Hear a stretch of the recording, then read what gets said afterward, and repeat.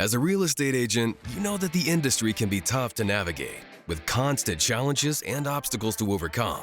That's why we created the Agents Who Crush It in Real Estate podcast, where top-performing agents share their insights and strategies for success. Join us as we dive into the good, the bad, and the ugly of growing a thriving real estate business.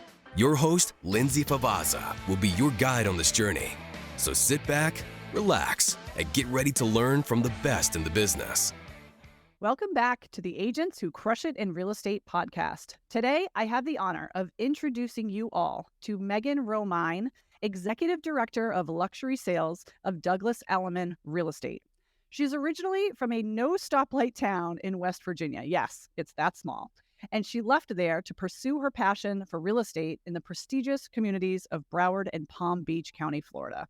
If you're sitting here right now thinking to yourself, that name sounds familiar, but I can't quite place it, maybe you will recognize the title, The Mermaid Realtor. This creative marketing title she has displays her passion for the South Florida lifestyle and the ocean that has shaped her brand. Due to this branding, she commonly attracts waterfront clients who share her love for fishing, diving, and boating. With over 13 years of industry experience, Megan and her team offer an elevated real estate experience and customized programs for each client, emphasizing marketing and innovation. I'm so excited to introduce you all to Megan Romine. Welcome to the podcast today, Megan. Thanks, Lindsay. I'm excited to be here. Thanks for having me. Well, it's super awesome to have you here. I'm so glad you reached out and we were able to make a connection and make this work. I'm super pumped. You're one of our first ones that we're going to have on the YouTube channel too. So hi to all of our YouTube watchers. It's so exciting to be doing this on YouTube as well now, in addition to the podcast. So super excited about that. So let's dive in. Everyone wants to know, how did you start and what brought you from that small town in West Virginia out to Florida and into real estate? Yeah, so I have quite a unique background. So I went to college for health science and nutrition. Shortly after graduating college, I grew up in West Virginia, a small town. I grew up on a dirt road. There's not a stoplight in the entire county. I loved growing up in that community. It gave me this sense, where your neighbors and your friends, everyone's family. So it was so nice to, be raised within such a community like that. And after I graduated college, I ended up working in property management. So I started, and as soon as I got into property management and real estate, I got the bug. I loved it. So I was in property management, and then I moved up to managing a couple different properties, representing owners in court cases, and I absolutely loved it. And, I always had this dream that I wanted to go into high-end real estate, even though at the time, West Virginia, we'd never even really seen high-end real estate. Yeah. So I had reached out, I applied to jobs in Utah and Colorado because I love the mountains, and then South Florida as well. I ended up getting a call with a developer, and they were like, "Great, you're hired, be here in 2 weeks." Well, the thing is that I'd never actually been to Florida before. I didn't have a place to live. I'd never been here before. So I packed up all of my belongings, and I had a little Kia at the time and my dog Daisy, and I drove down to Florida. And, it was such a change for me. To give you an example, when I was, driving down the interstate, I'd called my family and I was like, wait, where do I pay the toll? Because West Virginia, you actually pay the toll. And that was how, what a different world that I came from. Yeah. I acclimated quickly. I was in property management, and I just really worked my way up. And then I, found the name Mermaid Realtor. I left property management. I went out on my own. I had owned a brokerage for a while, and, over the course of the years, I just kept building on to what I know. And each day I just worked to get better and better. So that's in a nutshell, a little bit about my background and my story. I love it. So it's so inspiring to, pack up the dog and put him in the Kia, just take off down the street. Here you are with no stoplights in the entire county, and now you're worried about where you're paying your toll. It's so funny. Yeah, and have that shock to the system. And I didn't, I didn't have anything. I mean, I had less than $1,000 to my name. I didn't know anyone. I had an aunt that had a place here, and they would go like back and forth, but I didn't actually know anyone here. So it was starting over, but I was excited and I was hungry. And the thing about South Florida is that there's so much opportunity. So I just felt so grateful and so thankful every day to wake up and have so much opportunity here. And I still feel that way today. And there's so many people that migrate to Florida that like it almost makes you feel not alone because there's so many other people who've been in that boat to like go to Florida, not knowing anybody, being from outside of the area. They just have so many people that migrate there, you know? Yeah, usually when you meet someone and they're like, "Oh, well, like I'm actually from Florida," I'm like, "Wow, over here, Wow. That's so funny. So tell me about how you got started as a team leader and like building your brokerage and building your team.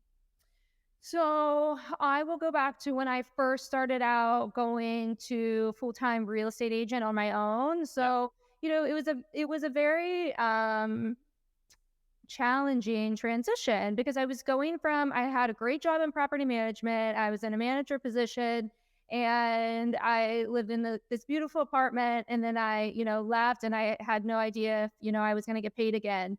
I actually like downsized. I had moved in with a roommate. I made a lot of sacrifices because Yeah. this is what I truly wanted to do. Yep. And I did have a client base. I didn't really know that many people here at that point in time, and I started doing rentals. So I knew rentals from being in property management, and I would hustle. I would do like 10 a month. And I just had the mindset, like do like whatever it takes. Yeah. And then over the years, I always wanted to get in high end real estate. And I'll jump into a quick story, kind of like what helped like propel me. So I was doing well and I was starting to do like the mid range. Work was never an issue because I always loved work. So I was always working. I was doing pretty well. And, there was someone that was like very, very close to me that I had been looking for houses, for a couple years for, and it was like in the high end space.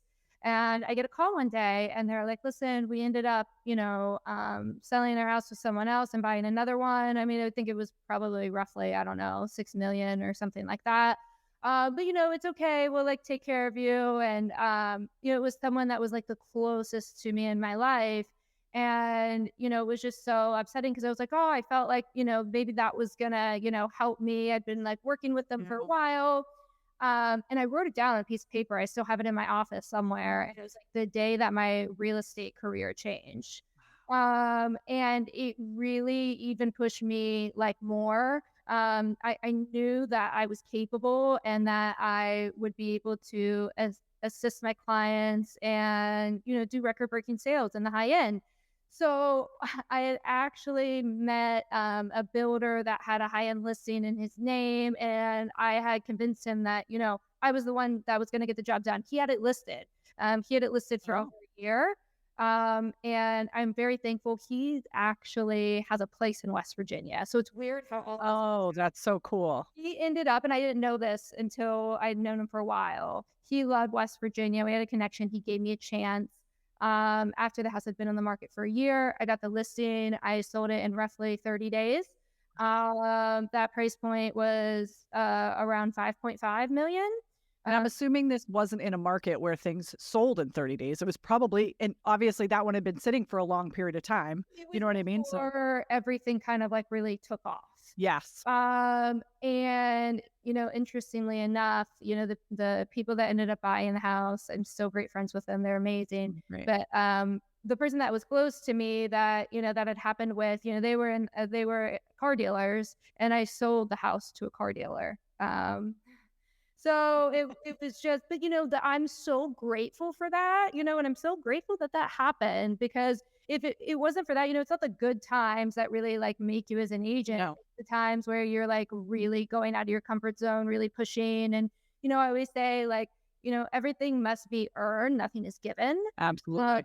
So that was like the best thing for my career. And then after that, it was just a snowball effect because you also get, this inclination too, like, you don't want to just like sell one high-end house and that's it, right? So like for me, I was like proving a point, like I'm going to do this. I'm going to keep doing it. I'm going to keep doing it repetitively. This wasn't a fluke. This is Yeah. actually going to be my future. Yeah. So that was really like the start of things. I love it. So you're doing your own sales now. You're starting to pick up steam where you want to in this real estate, in this luxury market.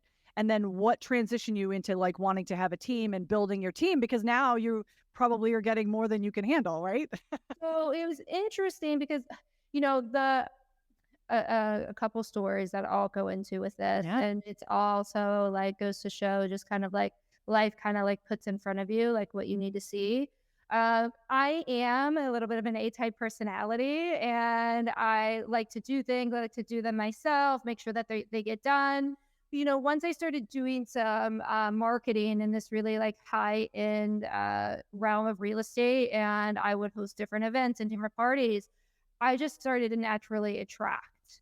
And when I started to naturally attract, that's how I really found my team.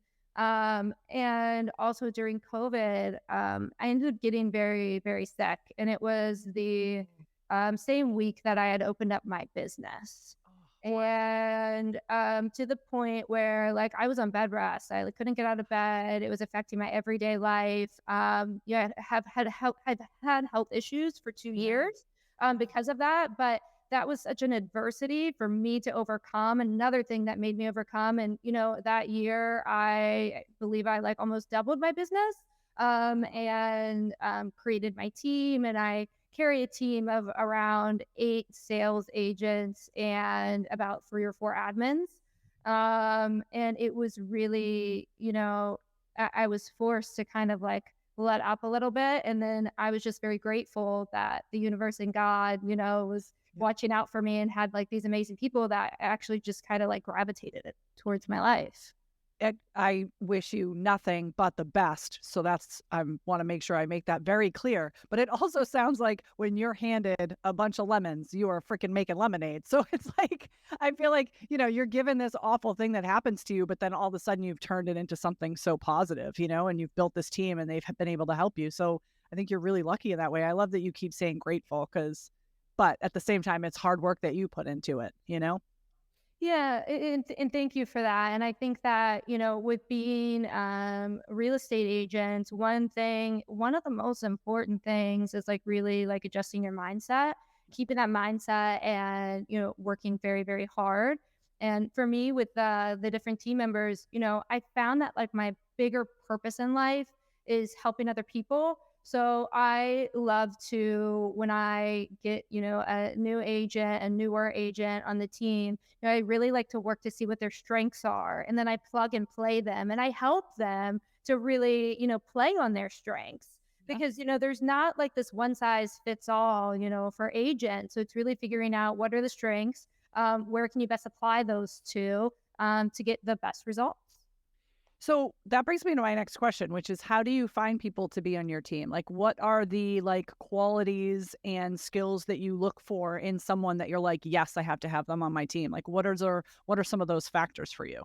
Well, they definitely changed over the years, and the team has evolved over the years. I don't like to have any more than 8 agents max, so I need to be very careful about what agents are brought on, and also I have to keep in mind the team dynamic because you have this team and we're very tight knit. So you have to make sure that like not only is the agent a good fit, for the business, but also that the agent is a good fit for the team as well. So I'm looking for, I prefer agents that have experience, but they have to have a lot of initiative, be ready to work, be ready to do whatever it takes.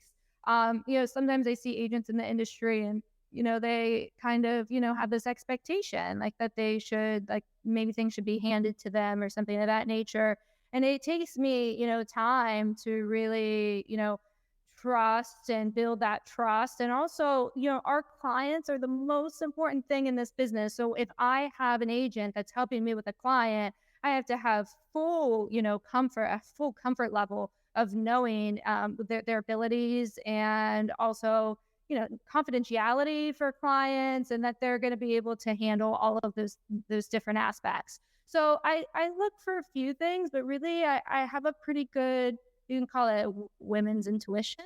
Yeah. You Yep. know, I do go with my gut feeling, but someone that is, ready to work and has, closed deals and ready to really give that extra level of service to her clientele. I love it. What are some creative marketing strategies that you and your team have implemented? What are some of the things that work really well for you? I know you came up with the Mermaid Realtor title to kind of help you stand out, which is obviously an awesome thing. I've been walking around the office today going, I'm doing a podcast today with the Mermaid. And everyone's like, what are you talking about? Right. So it like definitely generates interest and stands out amongst the crowd. But what are some of the things that you and your team do to stand out? Great question. So, in with the Mermaid Realtor, the backstory on that is that Yeah. when I moved down to South Florida, I'd never even really swam in the ocean before. I grew up hunting and fishing in West Virginia, and then I fell in love with the ocean here. Yeah. So I really wanted to share that with other people. So I found that Mermaid Realtor, I would be able to share my love of South Florida and the water, and it would once again naturally attract the clientele. Love Um, it. so the marketing. So the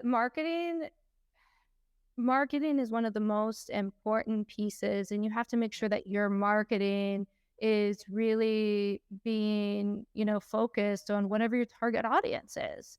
If your target audience is waterfront, single family houses, you might not want to be doing marketing for condos that are out west. I know that it can be difficult in the beginning of your real estate career because you're trying to figure out maybe what your niche is, what direction you're going. But for me, my marketing, I like it to be clear. I like it to be concise. I like to make sure that I am, reaching my preferred clientele. And the best, I try to do the best of the best. So like the best video quality, the best Yep. picture quality. I think like through the brokerage, like, you could probably get like free photos, and I think that's amazing. But I will spend, 4 or 5 times the amount of what regular photos might cost, because I want my photos to stick out.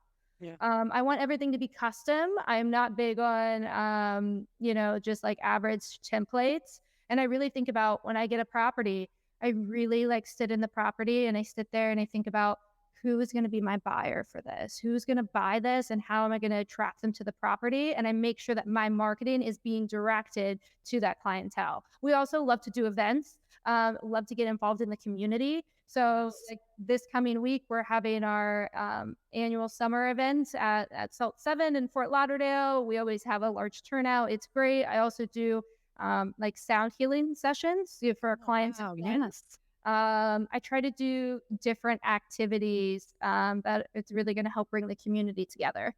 I love that. I did see that you were very active with, specific nonprofits in the area too. And obviously community is so important for all of us. So that's awesome that you guys do that and keep involved in the community like that.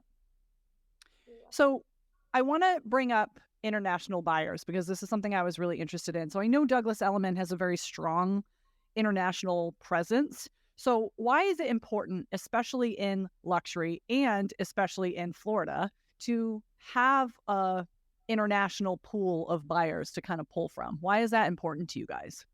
Yes, absolutely. I mean, it's very advantageous, especially to our sellers. If you're representing a seller, you want to have international reach and you want to have true international reach.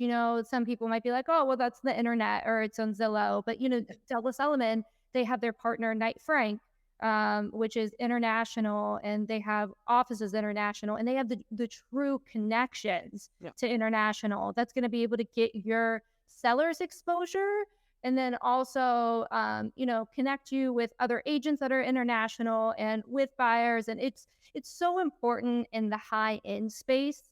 Like also for me personally, I absolutely love the Bahamas. I don't know if you would be able to guess that, Yeah. but from my branding.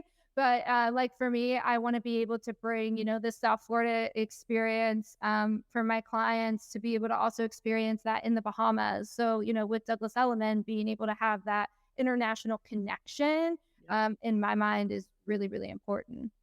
I love it.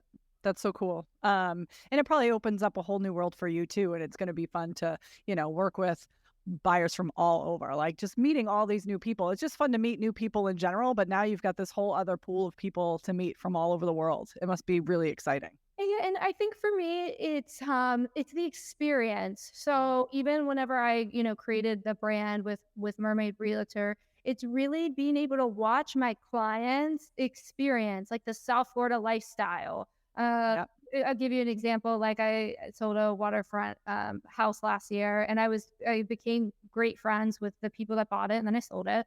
And then the new people, the clients that had bought it, became great friends with them too. So last weekend, went to the Bahamas. They brought their boat over, after they bought the house, they, got boats. And it's really like having that experience and that connection with my clients and watching them like truly like enjoy life and enjoy their lives and experience the lifestyle that they want. And that's something that is so special to me. Yeah. And you were able to make that dream come to life for them. That's so cool. So talk to me about sharing some tips. There's probably a lot of realtors listening right now that are not in the luxury market, but aspire to be. So share some tips as to how someone can go about, diving into that. Now, obviously, I say dive. That's kind of a funny joke with your mermaid thing. So I'm going to just keep saying dive in. But like, share some tips as to how someone can kind of overcome that. Because as you said, you had that moment where you were like, I can do this, right? It's like, how do people get to that point? What things can they do? Where can they position themselves? Or what things could they be doing to change the markets that they're working in? So it's really taking, honestly, it's taking a little bit like of a leap of faith. And you got to go really far out of your comfort zone. Like that, one of the, higher end listings that I had talked about, I like went to a party, that they were having at that house. And, I found the builder's information and I just kept following up and kept following up. I mean, that one took a year and a half. So, and, I offered to do free marketing for him as well. So I'm like, I'll do video, I'll do photos, like I'm your girl and I'm going to help you, regardless if you sell it without me or not. I think that's one thing that sometimes agents can miss the mark on. It's like if they meet someone and they're not ready to buy or sell right away, they're like, oh, move on to the next. Yeah. Especially with the high end. I mean, relationships are everything. I mean, you have to build trust and you have to build rapport. So I would say, keep in mind that on the bigger listings and even the bigger sales, it could take some time. Like I said, mine took about a year and a half. But you stay consistent and you always stay in touch. You want to stay top of mind and just make sure that your marketing is really, being directed to that type of clientele. Yeah.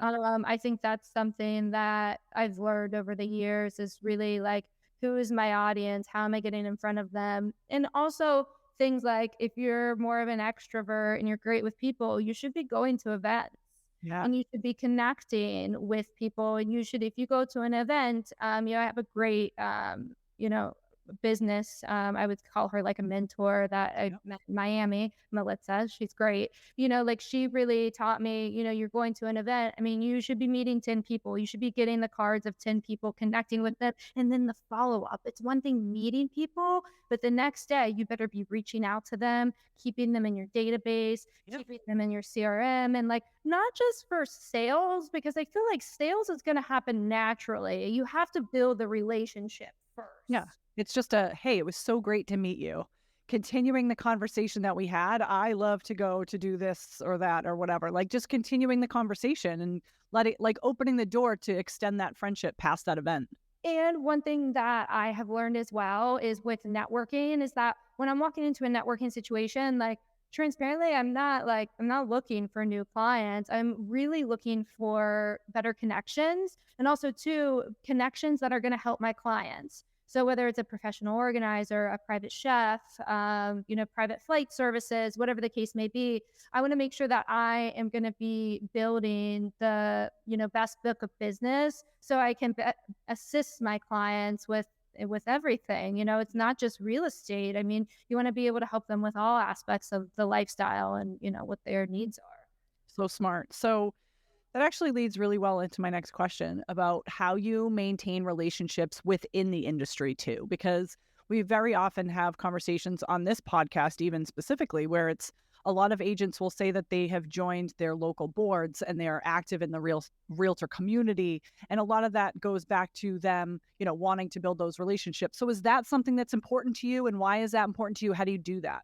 Oh my goodness, I'm glad that you brought up that question, because that is one of the most important aspects that I've learned is agent to agent relationships. Yeah. And I feel like so many agents miss the mark on that They because think they're like, I don't want to work with them. They're my competition. It's like, no, you're totally looking at it the wrong way. yeah. So at the end of the day, it's agent to agent relationships that are really getting deals done. Yes. And makes it a lot smoother. And also, you're more apt to find better opportunities for your clients if you have those agent to agent relationships. So for me, that's always been like very important. And I'm like really like transparent when I meet like new agents. I'm like, let's do business together. Like, Yes. let's stay in touch. And what I absolutely love is, not everyone might have like a similar mindset that I do, but then when I find the agents that have the similar mindset, I mean, the sky's the limit. We get together, we have masterminds, we talk about, what we're doing, how we can help each other. And we're talking about high-end agents that are in the same market together. Yes. So, and aside from the fact, obviously, knowing agents from other areas and referrals, I mean, that's huge. But I think that just agent to agent relationships is so important, and we can add value to each other from helping our clients with opportunities and also helping our own business. So I think it's so important. It's very important. So I'm glad that you said all of that. And, sometimes I feel like they don't listen to me. So maybe they'll listen to you, and that's great.